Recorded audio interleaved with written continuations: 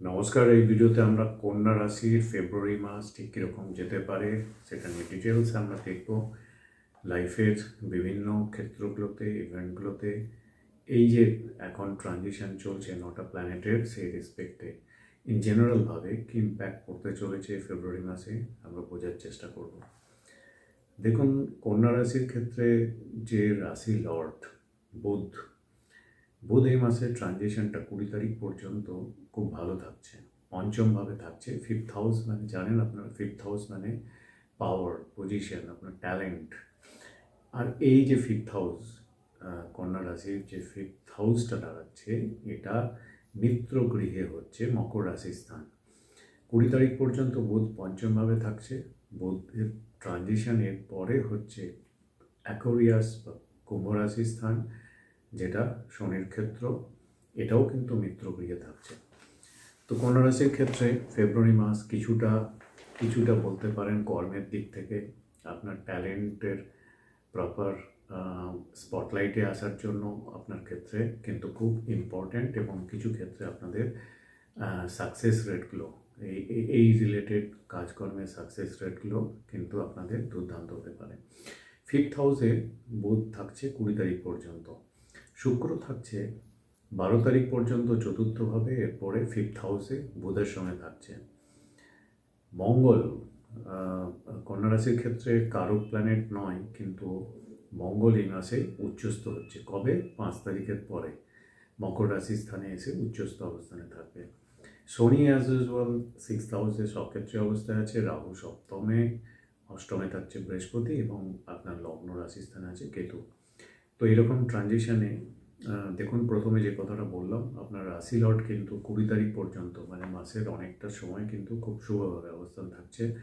Fifth হাউসে থাকা মানে, ফিফথ হাউস মানে আপনার সন্তানের ভালো প্রোগ্রেস হতে পারে, স্টক মার্কেটে আপনার কোনো বড় গেন হতে পারে, লাভ রোমান্স দিকটাতে আপনাদের অনেকটা ভালো হতে পারে, লেখাপড়ার দিক থেকে যারা স্টুডেন্ট আছেন তাদের জন্য দুর্দান্ত হচ্ছে।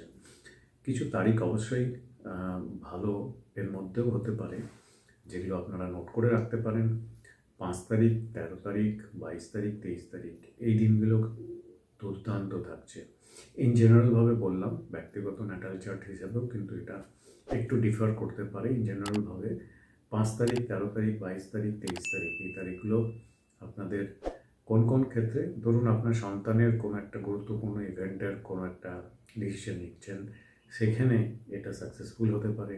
স্টক মার্কেট রিলেটেড কোনো অ্যাক্টিভিটি, কোনো স্টক আপনি পারচেস করার কথা ভাবছেন, বা কোনো এনএফও বা এরকম ধরনের কিছু আপনি ভাবছেন, সেগুলো আপনার সাকসেসফুল হতে পারে। লাভ রোম্যান্সের জন্য, প্রপোজ করার জন্য, নতুন রিলেশনশিপে যাওয়ার জন্য এই দিনগুলো খুব ভালো হতে পারে।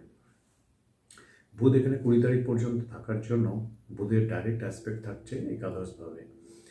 তো এই কাজকর্মগুলোতে সাকসেসের রেট যদি বলেন, ইন জেনারেলভাবে 80-90% থাকছে। তবে কিছু নেগেটিভ অবশ্যই থাকে। 5 তারিখ থেকে 20 তারিখ পর্যন্ত আপনার রাশি লর্ড বুধ থাকছে মঙ্গলের সঙ্গে। তো ছোট ভাই বোন, প্রথম সন্তান, এদের সঙ্গে একটু কনফ্লিক্ট হতে পারে। এই ব্যাপারগুলো একটু দেখতে হবে। মঙ্গল 8th হাউস লর্ড আপনার কন্যা রাশির ক্ষেত্রে উচ্চস্থ থাকছে, এবং মঙ্গলের যে পজিশনে থাকছে মকর রাশির স্থানে, এইখান থেকে মঙ্গলের যে চতুর্থ দৃষ্টি পড়ছে আপনার অষ্টমভাবে, এবং এখানে বৃহস্পতিও থাকছে। তো কিছু ক্ষেত্রে যখন উচ্চস্থ হয়ে থাকছে, ইনহেরিটেন্স সূত্রে কিছু লাভ, আর্থিক লাভ বা অন্য কোনো লাভ, একটা বেনিফিটের সম্ভাবনা দেখতে পাওয়া যাচ্ছে, বা স্পাউসের দিক থেকে কোনো লাভ এরকম হতে পারে। তো কিছু কিছু ক্ষেত্রে স্টক মার্কেটেও কিন্তু এটাও কিছুটা আপনাকে বেনিফিট করতে পারে। স্টক মার্কেটে আপনার কোনো শেয়ার অনেক দিন ধরে ঠিকমতো প্রোগ্রেস হচ্ছিল না, ঠিকমতো জাম্প করছিল না, দেখবেন হঠাৎ করে কোনো শেয়ার আপনার দেখবেন একটা ভালো গ্রোথ দিয়েছে, এবং এখান থেকে আপনি অনেকটা বেনিফিট পেতে পারেন। 8th হাউসে বৃহস্পতি থাকছে, তো এদিক থেকে ওকাল্ট, অ্যাস্ট্রোলজি, স্পিরিচুয়ালিটি, কোনো রিসার্চ করছেন, যারা রিসার্চ ডোমেনে কিছু করছেন, বা অন্যভাবেও কিন্তু আমরা এই ইউনিভার্সে কিন্তু সবসময় কিছু না কিছু সার্চ করছি, কোনো না কোনো ব্যাপারে আমরা কিন্তু রিসার্চ ওরিয়েন্টেড মাইন্ড নিয়েই থাকি। তো এখানে এইসব ব্যাপারগুলোতে আপনাকে অনেকটা সফলতা দিতে পারে। এছাড়াও আপনার রাশি লর্ড যখন পাওয়ারফুল থাকছে তখন আপনি, এবং মঙ্গলের সঙ্গে থাকছে, দেখুন উচ্চস্থ মঙ্গলের সঙ্গে অনেকটা সময় থাকছে, তো আপনি নিজেকে প্রপারলি, বোল্ডলি, স্ট্রংলি রিপ্রেজেন্ট করতে পারবেন। কোথায়? কাজের জায়গায়, সোসাইটিতে, আপনার যেখানে যেখানে আপনার দক্ষতা, আপনার পাওয়ার, আপনার পজিশন একটা স্ট্রং জায়গায় নিয়ে যাওয়া যায়, সেখানে আপনি ঠিকঠাকভাবে নিজেকে রিপ্রেজেন্ট করতে পারবেন। কর্মক্ষেত্রে, সোশ্যাল মিডিয়াতে, সোসাইটিতে নিজেকে একটা পাওয়ারফুল পজিশনে নিয়ে যেতে পারবেন। তবে কিছু কিছু ক্ষেত্রে দেখবেন কিছু ক্লোজ ফ্রেন্ড যারা আছে তারা লাইফ থেকে চলে যেতে পারে, আবার কিছু নতুন বন্ধু বা নতুন ফ্রেন্ড বা সহযোগী এরাও কিন্তু আপনাকে কানেক্ট করতে পারে। বিদেশি কালচার আপনাকে অ্যাট্রাক্ট করতে পারে। বিদেশি কালচার মানে ইনফ্যাক্ট অন্য ডোমেনে, অন্য ফিল্ডে এরকম ব্যাপারগুলোতে আপনাকে অ্যাট্রাক্ট করতে পারে। আচ্ছা, বুধ হচ্ছে, মার্কারি হচ্ছে কমিউনিকেশনের কারক গ্রহ আমরা ধরে থাকি। তো 20 তারিখ পর্যন্ত যেটা বললাম, একটু কথাবার্তার মধ্যে একটু রাফনেস আসতে পারে এবং অ্যাঙ্গাল লেভেলটা কোনো কোনো ক্ষেত্রে হয়তো একটু হাই লেভেলে চলে যেতে পারে এবং এখান থেকে কারোর সঙ্গে কনফ্লিক্ট হতে পারে। এই জায়গাটা একটু চেক করে রাখার দরকার আছে। যারা জব করেন তাদের জন্য বেশ ভালোই, চাকরিতে আপনাকে একটা ভালো পজিশনে বা স্পটলাইটে আসতে এই ট্রানজিশনটা অনেক হেল্প করতে পারে। 7th হাউসে থাকছে কিন্তু রাহু। 7th হাউস মানে যে কোনো কন্ট্রাক্ট, যে কোনো ব্যবসার ক্ষেত্রে কন্ট্রাক্ট, আপনার লাইফে পার্টনারশিপের ক্ষেত্রে কন্ট্রাক্ট, এই জায়গাগুলোতে আপনাকে নতুন ডোমেনে নতুন কিছু করার, ধরুন আপনি বিজনেস করছেন কিন্তু আরও কিছু এক্সপ্লোর করে নতুন কিছু ক্ষেত্রে আপনাকে বিজনেসে ডাইভার্সিফাই করতে বা নিয়ে যেতে আপনাকে অ্যাট্রাক্ট করতে পারে, আপনাকে প্রেরণা যোগাতে পারে। আফটার ম্যারিড লাইফের ক্ষেত্রে একটু রিলেশনশিপ কিন্তু ফ্লাকচুয়েট করতে পারে, একটু এক্সপেকটেশন লেভেলটা আপনার পার্টনারের থেকে একটু হাই হতে পারে এবং এখান থেকে একটু কনফ্লিক্ট কিন্তু করিয়ে দিতে পারে। এদিকটা একটু দেখার ব্যাপার আছে। ইন জেনারেলভাবে বিজনেসের ক্ষেত্রে যাদের কুণ্ডলিতে রাহুর পজিশন স্ট্রং আছে তাদের ক্ষেত্রে বিজনেসে ভালো অপরচুনিটি ক্রিয়েট করতে পারে। ভালো সংযোগ, কন্ট্রাক্ট, এগুলোর মাধ্যমে আপনি আপনার বিজনেসে আরও কিছু অপরচুনিটি পেতে পারেন। ইন জেনারেলভাবে বিজনেসের ক্ষেত্রে একটু চ্যালেঞ্জ বা আপনার কম্পিটিশানে একটু পড়তে পারেন। তো এটা দাঁড়ালো বিজনেসের ব্যাপারটা। স্টুডেন্টদের ক্ষেত্রে 20 তারিখ পর্যন্ত দুর্দান্ত থাকছে। 12 তারিখের পরে শুক্র চলে আসছে পঞ্চম ভাবে, যেটা মিত্র গৃহে আপনার ভাগ্যপতি।